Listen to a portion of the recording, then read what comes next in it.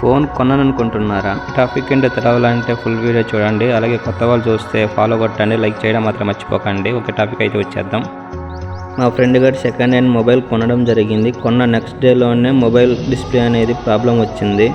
వెంటనే షాప్ అతనికి ఫోన్ చేస్తే భయ్యా ఫోన్ డిస్ప్లే ప్రాబ్లంగా ఉందంటే వెంటనే షాప్ కంటే రమ్మన్నాడు. అలాగే షాప్కి అయితే వెళ్ళిపోయాం. షాప్కి వెళ్ళగానే బ్రదర్ అయితే మొబైల్ చెక్ చేయడం జరిగింది.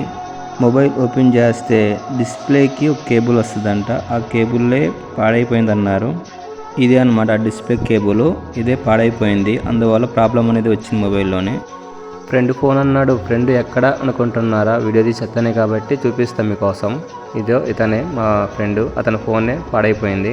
వేరే షాప్లో మొబైల్ కొని ఉంటే సెకండ్ హ్యాండ్కి గ్యారంటీ ఉండదనేసి చేతులు ఎత్తేసేవాళ్ళు. మన బ్రదర్ అయితే వెంటనే రియాక్ట్ అయ్యి మొబైల్ తీసుకురమ్మన్నారు. సో మీరు కూడా సెకండ్ హ్యాండ్ కొనాలని చూసుకుని కొనండి. సో మీరు సెకండ్ హ్యాండ్ మొబైల్స్ కొనాలని మన భయ్య దగ్గర రండి. షాప్ అడ్రస్ స్క్రీన్లో పెడతాను చూడండి. మొత్తానికి అయితే మా ఫ్రెండ్ గారి ఫోన్ అయితే రెడీ అయిపోయింది. నేను మళ్ళీ మీకు చెప్తున్నాను, సెకండ్ హ్యాండ్ మొబైల్స్ కొనేటప్పుడు చూసుకుని కొనండి. అదైనా మీకు తెలిసిన షాప్లోనే ఉండి కొనండి. ఓకే గైస్, నెక్స్ట్ వీడియోలో మళ్ళీ కలుద్దాం.